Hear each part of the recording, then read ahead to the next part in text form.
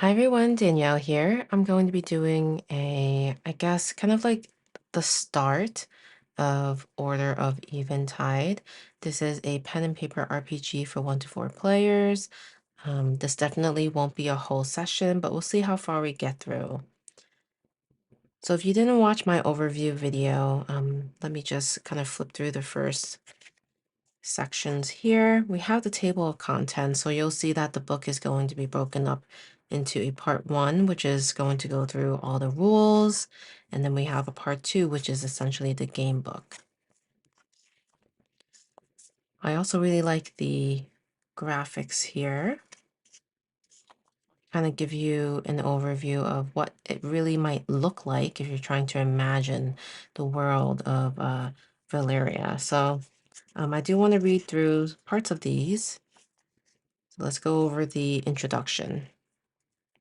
The Order of Eventide needs your help. A great evil has spread across the continent of Valeria, spawning vicious monsters. Your quest, with the help of Order Master Toriel, is to venture into Valeria's 6 regions and defeat the Master Behemoths found there. Doing so will lessen the hold darkness has over this land. If you are successful, you may be able to draw out the source of evil, whatever or whoever it is, and end the nightmare that plagues our land. May the light be with you, heroes. The overview, Order of Eventide, is a game that combines elements of traditional pen and paper role-playing games with dungeon crawling adventure board games. This is a game where each player assumes the role of a hero to go on a grand campaign, one dungeon at a time, to fight back the forces of darkness. It has a long-term focus where your heroes will grow and gain new powers and treasures over the course of multiple sessions. So, no game master is required. So, Order of Eventide does not require a player to guide the adventures. All players can play together as heroes on the same side. So we are going to set this up as a solo game, and so to do that, I will be focusing on the solo setup, which is actually mentioned here in the other ways to play section. And solo hero is considered one of the party variants. So to play with a single hero instead of a party of 4, try the following. So there's going to be 4 things that we can keep in mind when we're playing solo, and these are things I will definitely be keeping in mind as I build my character. And hopefully I play as the designer has intended with that. There are other variants as well, if you're interested, 2 heroes and then more than 5 as well. Something else to mention is the gameplay loop that will include prepare in Kara's Vale, choose a region, find a dungeon, explore the dungeon, kill the master behemoth, return and repeat. So we're going to be going through this typically in a session. Again, this video likely won't be a full session, but basically this is what you could expect in a session of Order of Eventide. There is a surge and blunder system. So the surge and blunder system is unique to Order of Eventide, adding depth and strategy to the 6-sided die roll by introducing additional benefits to rolling a 6 and negative outcomes to rolling a 1. So for surges, when you roll a 6 during a hero's attack or defense, this is called a surge. It often causes special abilities to activate or other various passive or active benefits. So you'll learn more in the book. Blunders, when a 1 is rolled during a hero's attack or defense, this is called a blunder. Blunders activate enemy abilities, increasing the challenge that the heroes must overcome. And you could also read more about that. So as far as what you might need to play, you'll need a pencil. So I have my pencil here. This is one of my favorite pencils. If you're not familiar with this brand, I don't know if I say it correctly, but Faber-Castell.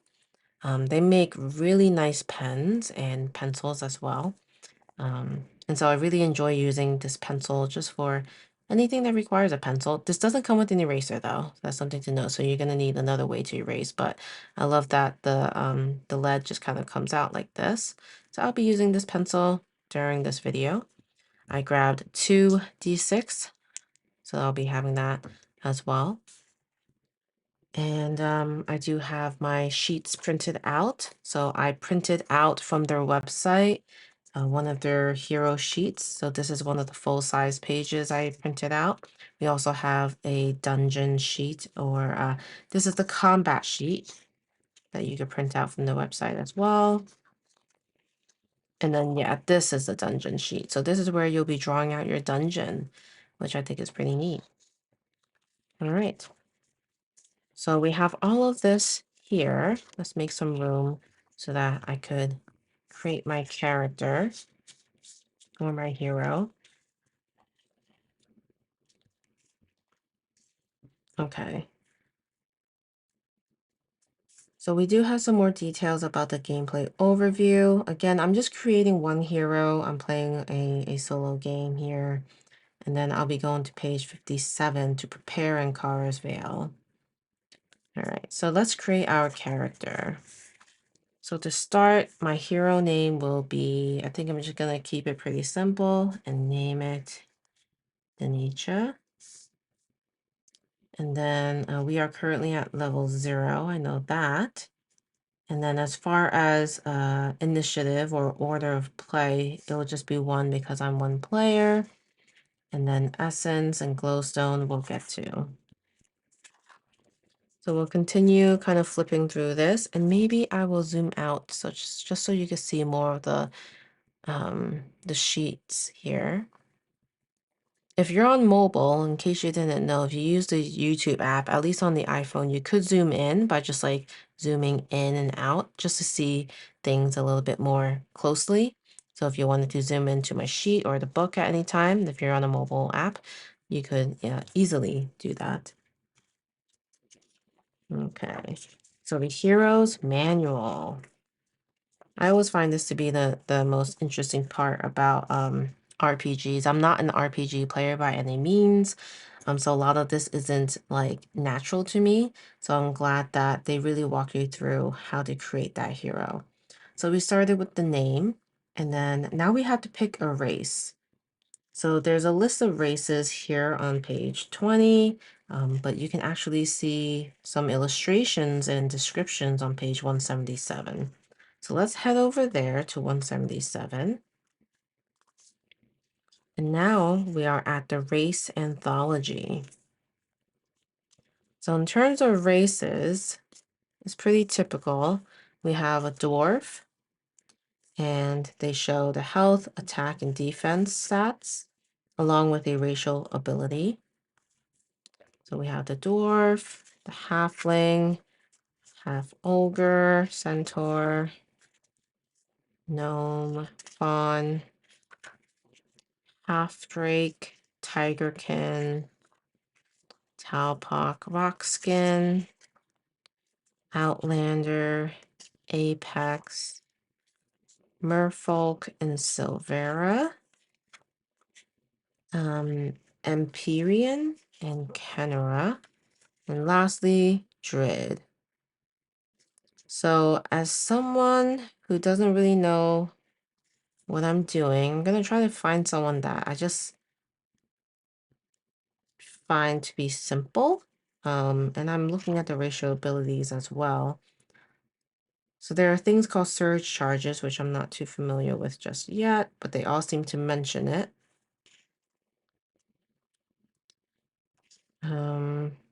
Maybe I'll do, so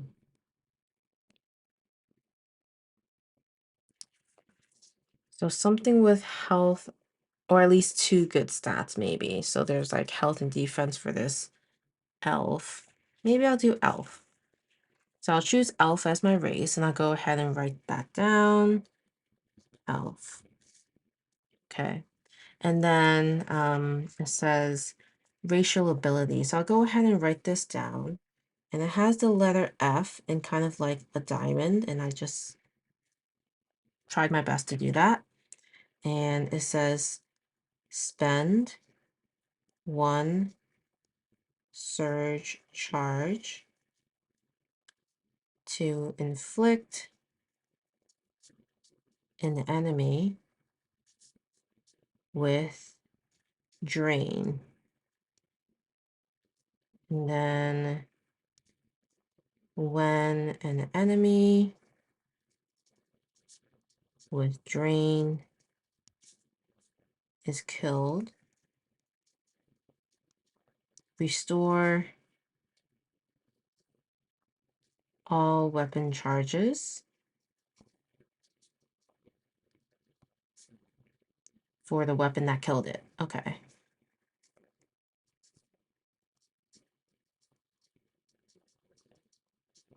Okay. So that's kind of my little note on what the racial ability is. I don't believe I start with any surge charges, so I won't do anything with the circles. But I do have a health of 4. So I'll go ahead and write 4, but keeping in mind the solo rules as well. So the solo rules were here, I think.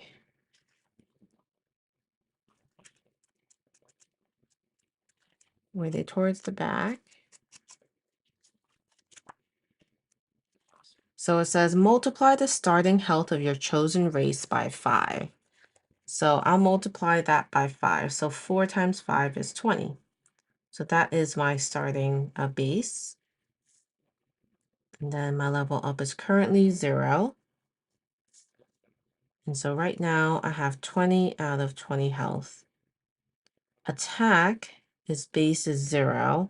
They do, in the how to play, they suggest writing d6 plus, and then the attack base, which is 0. And then we have 0 there. And then for defense, we have +1, which is going to be d6 because you're rolling a die every time. So it'll be d6 plus the 1. And then we'll figure out the equip numbers after because we get to equip a weapon. Okay, so that was our race and some of the values we've gotten to fill out on our sheet. Now we get to move on to the class. So when we get to the class, go ahead and go to the class guide. Let's see what our options are. And just so you know, the elf did have some suggestions. So when we look at the elf, it had some archetypes that we could have taken a look at. So mage or hunter. So we'll see which one we find to be most interesting to me. So we have a tier 1 classes. So tier 1 classes are available for any hero. And the first one being fighter. So this has a class ability. Surges with melee weapon attacks allow you to make an additional attack that cannot surge or blunder. Melee weapons grant attack +1. Then we have hunter. Okay. Ranged weapons grant attack +1. We have mage. Arcane weapons grant attack +1. Okay, so very specific to the types of weapons, which is interesting. Then adventurer is the last tier 1. Behemoth grants you +1 essence. Okay. And then we have the tier 2 classes. So you'd have to spend 12 essence to unlock a hero's tier 2 class. So right now we can choose between the fighter, the hunter, or the mage, and adventurer. And let's do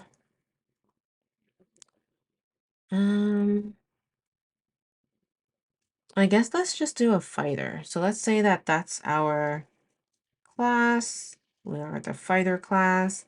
Now class ability is surges with melee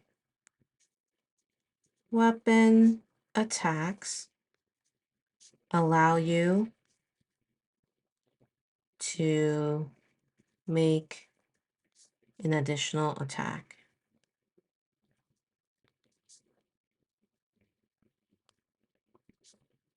Okay. No surge or blunder. All right. Hopefully I We'll remember that. And then the passive is melee weapons. Grant attack +1. So that's where that extra attack could come in with the equipment. So that's pretty interesting. Cool.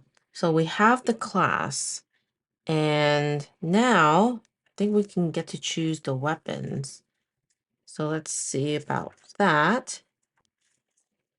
So equipment, we have a two-handed weapon, attack +2, a one-handed weapon, attack +1, with a shield, defense +1. Okay, so a bunch of different options we could choose. And let's see on page 27 what other ideas we have. Okay, so weapon types, melee, M, ranged, R, arcane, A. I probably want to stick to a melee. I guess I'll just use one of these. So it could be one-handed or two-handed.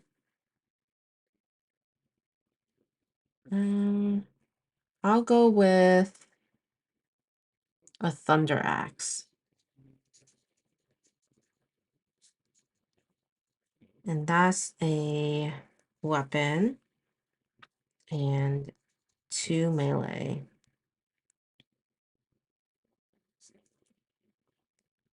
Okay, and then as far as that goes, I think we'll just go ahead and add the, yeah, thunder axe is a melee, so that gives me +2. Well, it's a two-handed weapon, so it's +2. So the equip would be +2 here. So that's going to be D6 +2 right now. And then, oh wait, but my passive actually says +1 as well. Melee weapons grant attack +1. So it's actually going to be +3. So let me grab an eraser here.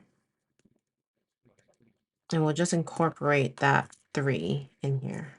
Because the +1's from the class passive. And then the 2 for the equip. So it'll be D6 +3. And then I don't think there's any shield. I don't think I would gain a shield, right? Let's see. When creating your hero, choose one of the following.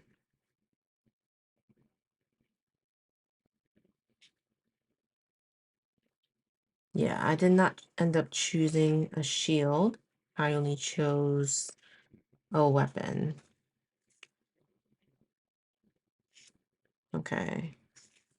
So I think we're good for the defense, which is D6 +1.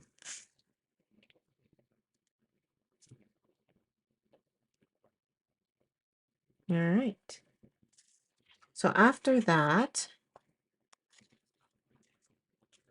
well,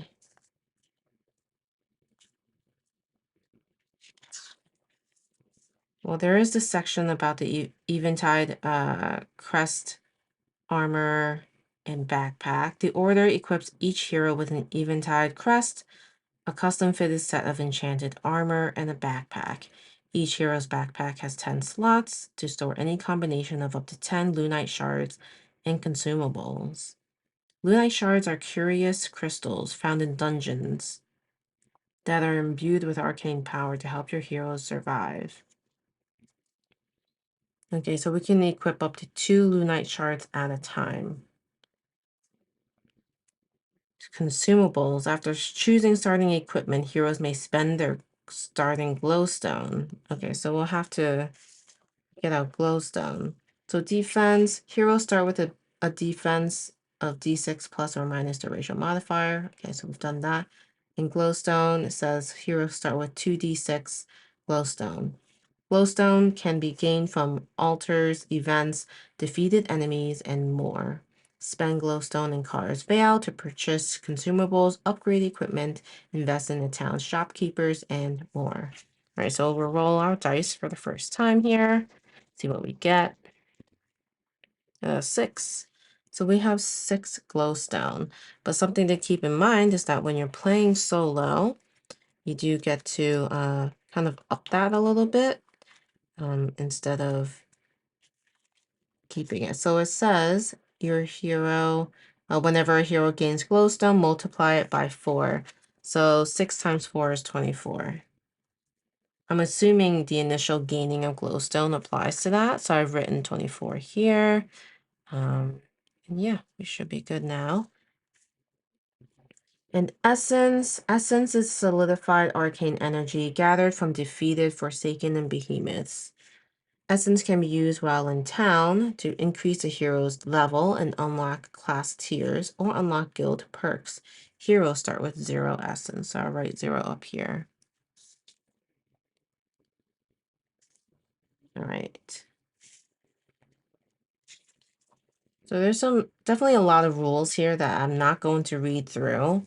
I think the beauty of having this, book is that you'll be able to reference everything at your fingertips. So, yeah, definitely encourage you to look into that. But now, this is the dungeon handbook, and we'll kind of get into a bit of the story, I guess. So region. Each region in Order of Eventide offers unique dangers and rewards. Some regions are more difficult than others, so look at the region's recommended level before venturing into the unknown.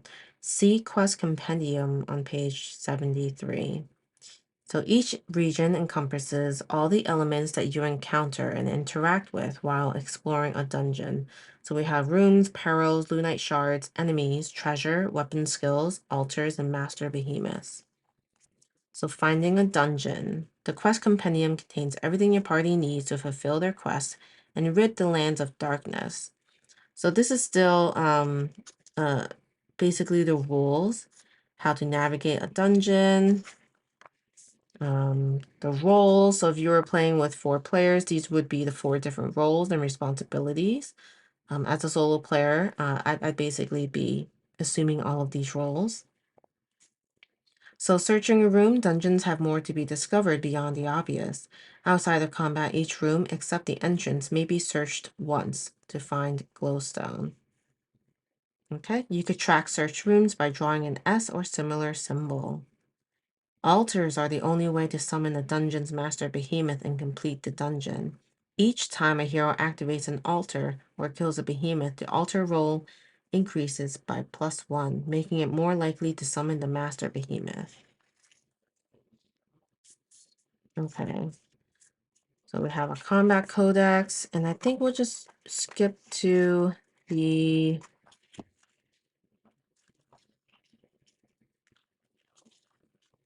where are we going? The compendium. Or I guess is it the town ledger? Let me see. So they had talked about the compendium and they referenced a page. Let me just grab that. 73. Okay. 73. Quest compendium. All right. So this is kind of where we start our I guess our other sheet. So we start at a region, and this is called Sundesa, Northern Grasslands Level 1. The lush Sundesan plains are full of life. Vibrant greens and browns mingle across the rolling terrain. Large standing stones and crumbling towers dot the landscape, marking the entrances of ancient sites that hold long-forgotten secrets and dangers. So we'll roll 1d6 for the lore. Go ahead and do that. We have a 5. So burned, and that would be, I guess, the first part of this dungeon name. Everything here is blackened to a crisp. The acrid smell of burned flesh and fur stings your nostrils. And then we'll go ahead and do the location roll. It's a 4. Tunnels. So this dungeon name is called Burned Tunnels. You spy an opening just large enough to crawl through. Your hands find the rusted rungs going down, down, down as the hollow tunnels reverberate around you. So we're kind of off to like a really kind of depressing start. It seems that there's been big fire, and now we're in the tunnel. All right, so Sundesa Dungeons Room. So it says to roll a 2d6. All right, so we have a 2, 3, so that's a total of 5. So this is combat. Encounter enemies from the Forsaken table. Reward 1 essence per hero plus 1 treasure, page 79. So we have to draw this on our dungeon. So move this out of the way for now. And this is where we're at. So we have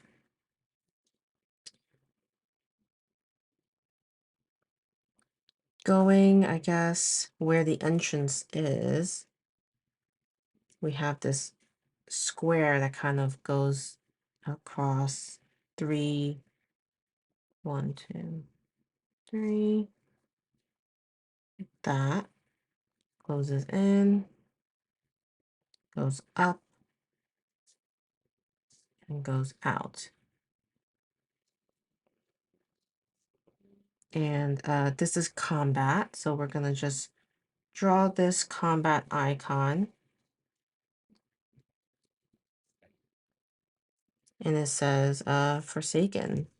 So we'll have to look at the Forsaken table.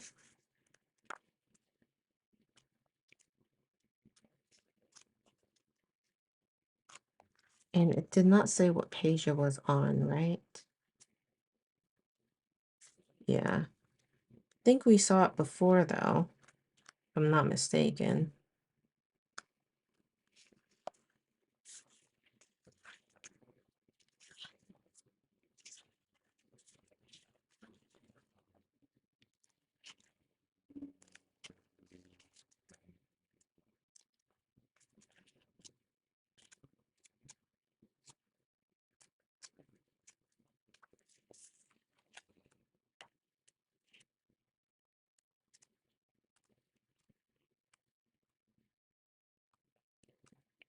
So for combat,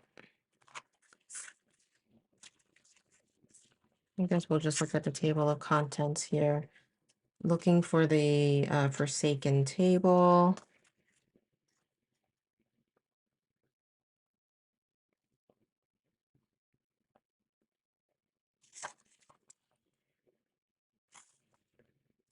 And am I just totally missing it with my eyes right now?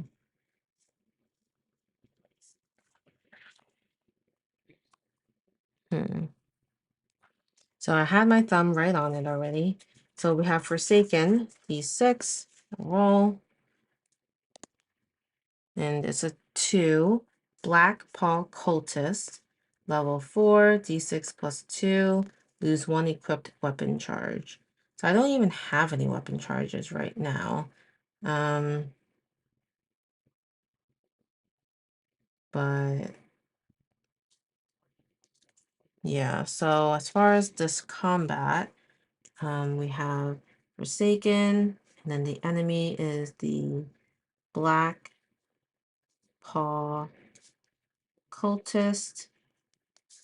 So level 4. And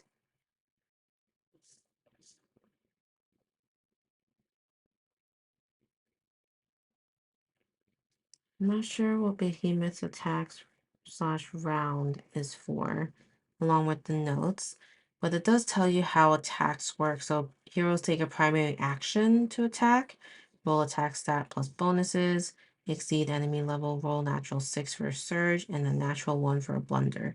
And you know what? I probably should have, instead of going right into the dungeon, I don't know. I feel like I needed to go back to the the town because I probably should have explored more. So let's say that I'm going back actually, and instead I'm actually going to go into the town ledger on page 57. So we'll hold off on this enemy for now, but I think the order according to the gameplay is creating my hero and preparing Kara's Vale, page 57. And that's what I probably should have been doing before diving into this dungeon already. So we'll back up a little bit and start from there. Okay, so Kara's Vale. Kara's Vale is a humble town located at the heart of Valeria. Several generations ago, the Order of Eventide founded Kara's Vale as a base of operations, allowing easy access to Valeria's 6 regions. After the party exits a dungeon, they travel back to Kara's Vale to relax and resupply in town. Toriel, the Order Master, Prenta the Innkeeper, Lydia the Merchant, Corsan the Blacksmith, and Ralston the Tinker can provide powerful benefits for your party. Yeah, I think that would be helpful before I dive into the dungeon. So shop inventory. Each time you visit Kara's Vale, the shops will have a limited number of items available for purchase. Shop inventory will only be replenished after a day and a night, a day of traveling to a dungeon and a night spent at Prentice Inn.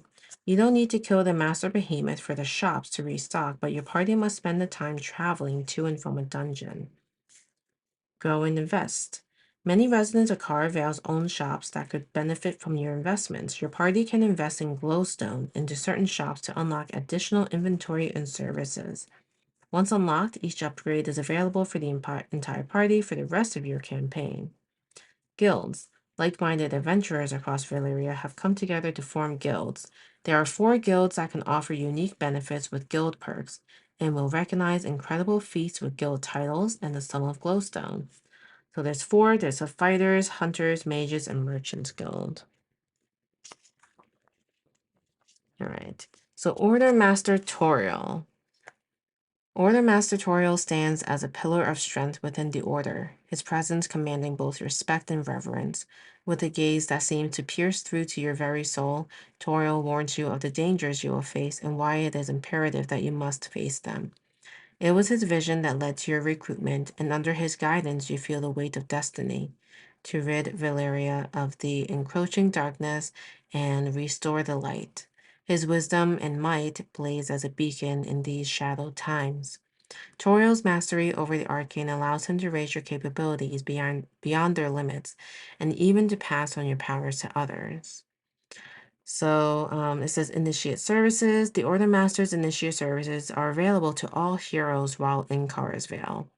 So we could level up if we had essence. We don't, so that's not anything we can do. We could change class, but we do lose any unique resources such as chi or favor. Okay.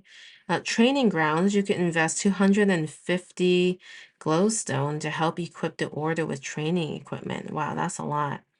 Definitely can't afford that. There is a training session for just 10 glowstone. Train against a practice dummy, roll 2d6 and bank any surges you roll. Something to consider. Legacy services, you unlock by killing the source of evil in any campaign. Legacy services remain available for new heroes and campaigns. Oh, that's pretty neat. So like even if you finish a campaign, you could still reap the benefits of that. All right, so now we meet innkeeper Prenta. Prenta is hardy and a loyal friend for life. He runs his tavern with a steadfast hand, ensuring that every guest feels safe within his walls. His laugh is as hearty as the meals he serves.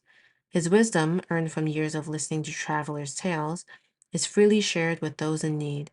Despite the dangers that lurk beyond the tavern's doors, Prenta's presence brings a sense of warmth and security, making his inn a true haven for weary adventurers. So we could sleep at the inn, which is free. Prenta is an ally of the Order of Eventide and is happy to help weary travelers. After traveling to and from a dungeon, heroes may sleep at the inn to recover all health, max health, status effects, and replenish all shop inventories.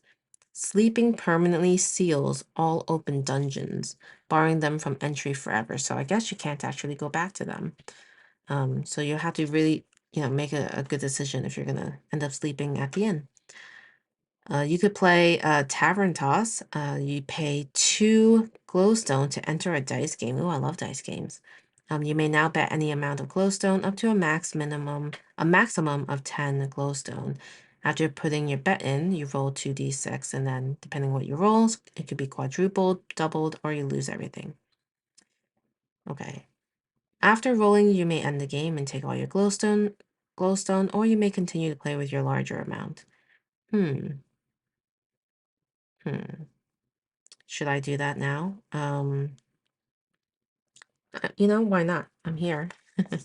So I have 20 glowstone right now. And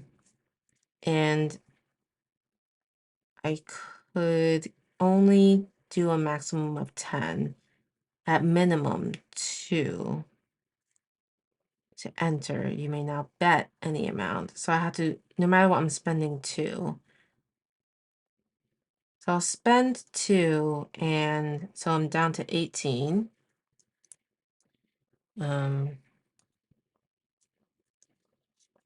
So I would be down to 18. And then I think I'm gonna bet 5. So 5 is what I'm betting, and then I'll roll my 2d6, and I'm hoping for number 2, 12, between 3 and 4, or 10 and 11. I don't want anything between 5 and 9.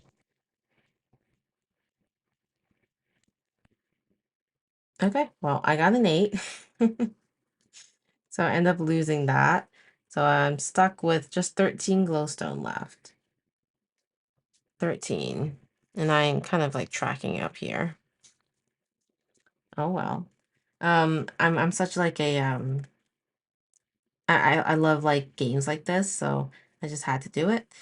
Anyway, rumors, once per dungeon, each hero may spend 5 glowstone to buy a round of drinks for other patrons and hear a rumor.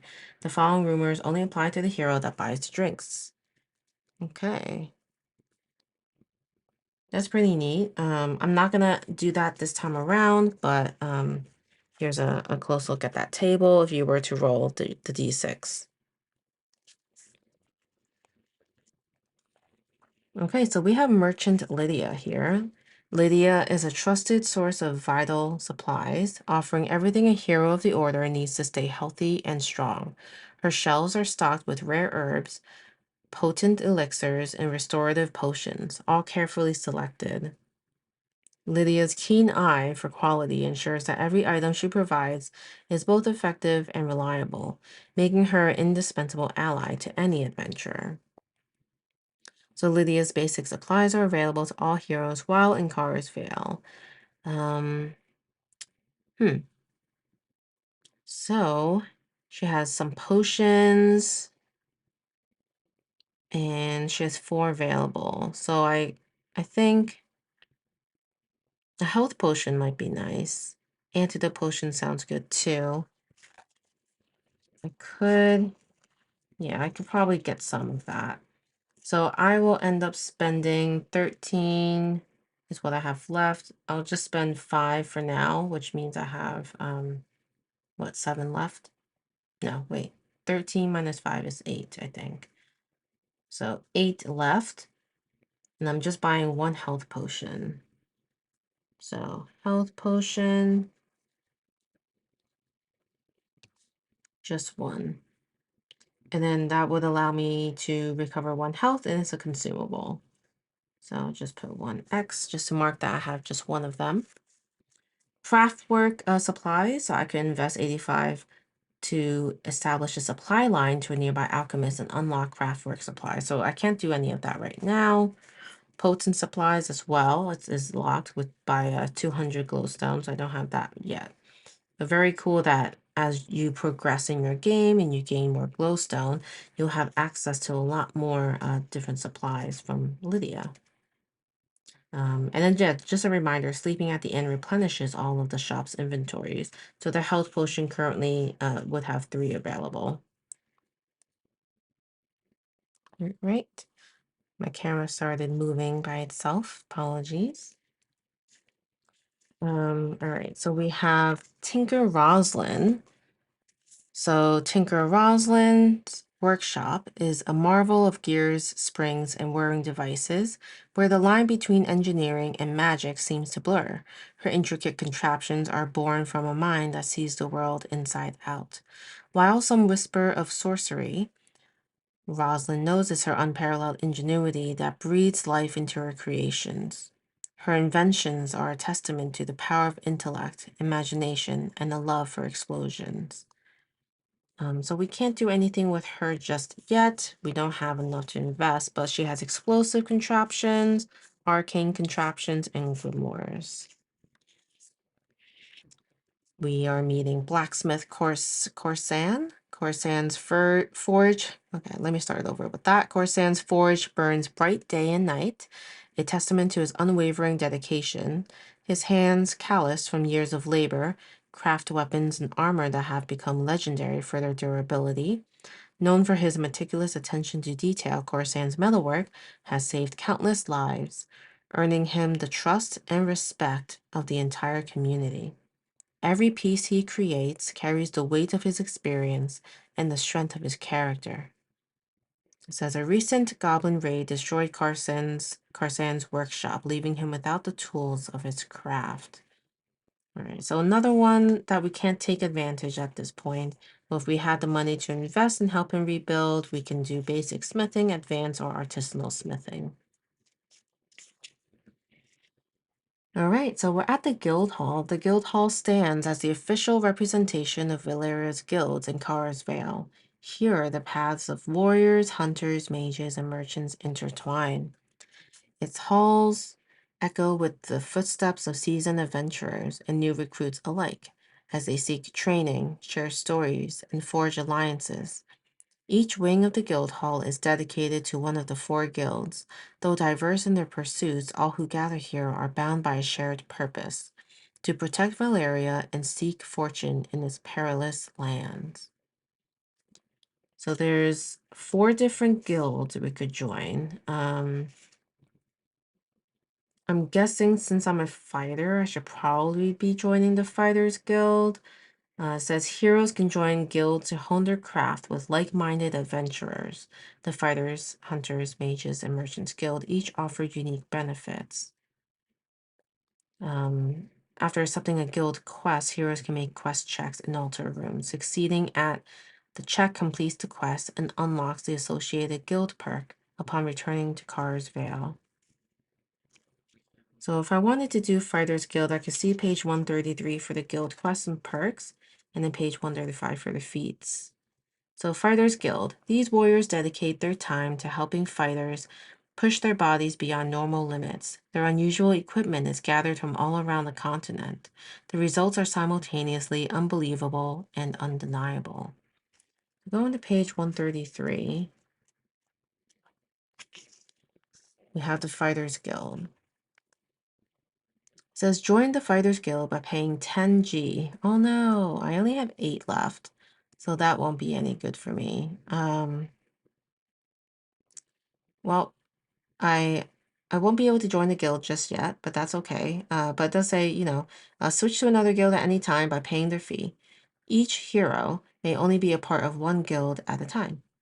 After joining the Fighters Guild, you may complete guild quests to unlock guild perks that augment your hero's abilities and report feats to gain titles and glowstone rewards.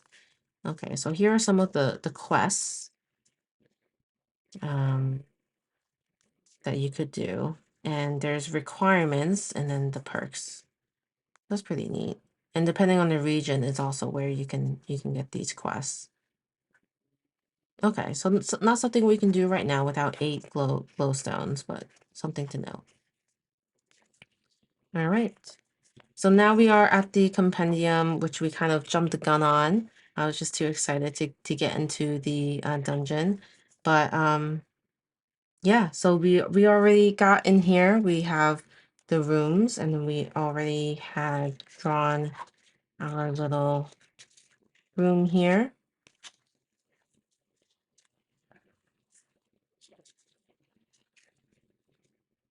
Okay, there we go.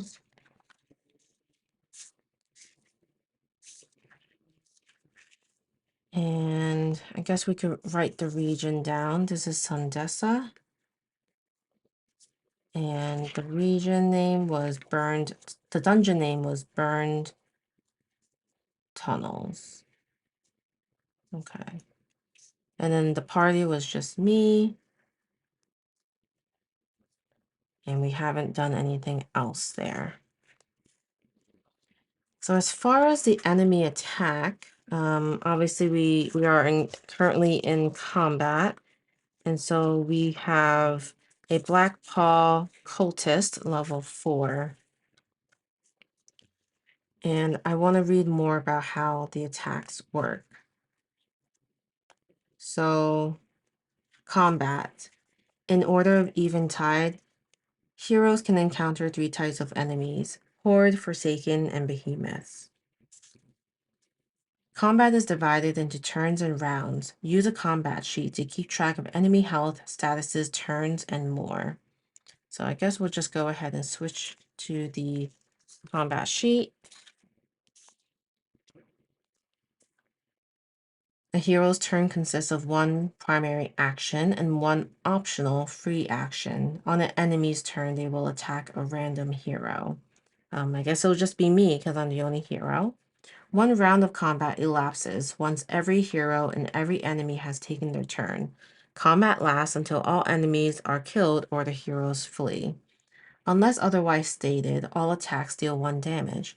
All Horde and Forsaken enemies have 1 health and will die from 1 successful attack. Behemoths have more health and will sustain multiple hits before dying. Alright, so let's do the combat flow. Heroes must determine their turn order, so it's just me. Alright, every round of combat, each hero and enemy takes 1 turn. Turns alternate between heroes and enemies, starting with hero number 1. Hero number 1 takes their turn first. Okay. A random enemy attacks a random hero. Hero 2 takes a turn. Okay. So we are not ambushed, so we'll skip this section. Let's go ahead and go into our hero action. So again, we can take a primary action and free action on our turn. So actions can be taken in any order or not at all. Primary action, attack with equipped weapons. And I think I'll probably want to do that. So we have our weapon, and so our attack would be d6 plus 3. So let's go ahead and roll. So I'm going to choose to attack the Black Paw Cultist. I'll roll a d6. All right, I got a 2. Check to see if you blundered by rolling a natural 1 or surge by rolling a natural 6. I did not. I got a 2. So add your attack bonus to get your roll total. So I have a total of 5. Compare your roll total to the enemy's defense. So if your total exceeds the enemy's defense, higher than their level, plus or minus any status effects, your attack succeeds. If you successfully attack a Horde or Forsaken, they are dead. Okay, so it says if your total exceeds the enemy's defense, higher than their level, plus or minus any status effects. So I did roll above their level, which is I have 5 and they have a 4, so they are currently dead. So I'm gonna track that I did my attack and they are now dead. Now how do I mark that? I'm not really sure, but I'm just gonna say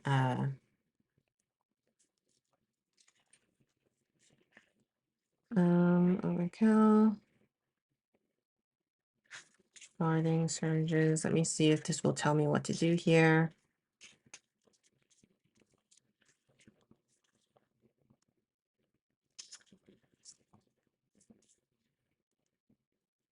Okay, so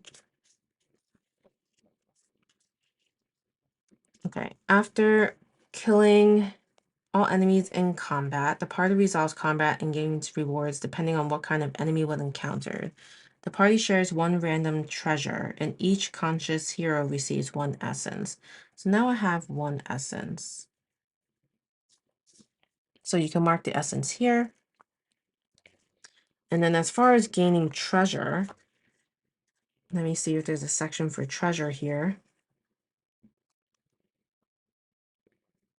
Um,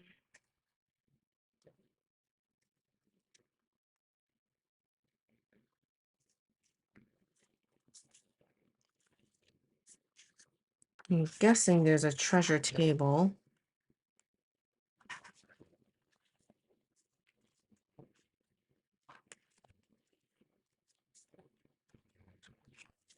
Or maybe not. What's a random treasure though? Let's see.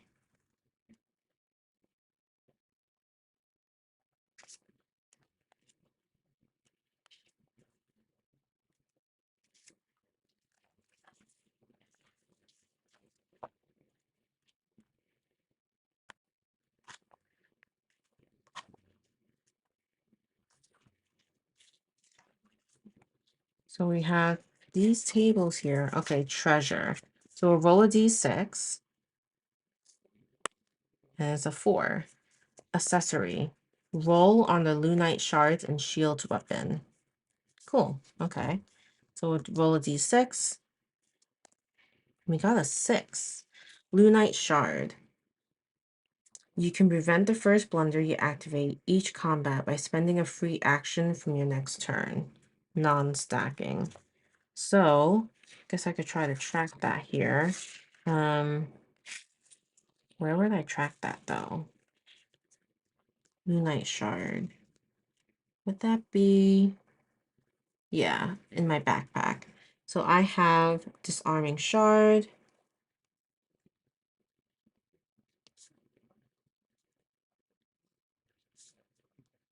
And that means I can prevent the first blunder.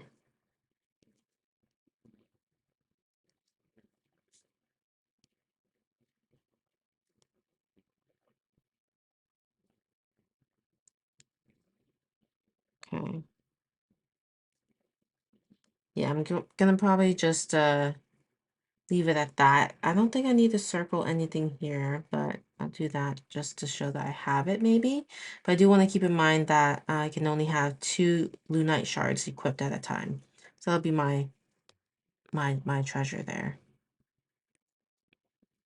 Okay, so now that I've completed that part, I think the combat was successful. So I'm just gonna like mark a check mark there. And then we can go ahead and go back here and we can continue to explore the dungeon. And to do that, you'll roll the 2d6s and see where you land and kind of continue with the adventure here. But I think this is all the time I have in this video. I hope you enjoyed it. I'm definitely enjoying this and exploring the world of RPG, at least from a solo perspective. Um, I I don't have anything to compare this to because I have not really played RPGs to begin with, but I have found the entry to be very easy. I really wanted to try to get into like on Dungeons and Dragons, and I felt overwhelmed by that. There's also a bunch of different types of game books out there, and I've looked into those, but they're not really solo friendly. So I like the idea that this is really created for um, ranging from 1 to 4 players, and they have the special rules on how to play solo. And you don't need a game master, which I think is pretty neat. Let me know what your thoughts are. I will have links to this website where you could download a bunch of the resources, check out more about the game. But yes, a special thank you to Chris for sending me a copy of this book. I'm really enjoying it so far. And if you're not already subscribed, please consider subscribing. A like or a comment is also always appreciated. Let me know your thoughts about RPGs for solo players. I would love to learn more about that world. And yeah, if you've picked up on any of my mistakes here as well, definitely point them out in a polite manner. But yeah, thanks so much for watching. Hope you're doing well. I'll see you next time. Bye.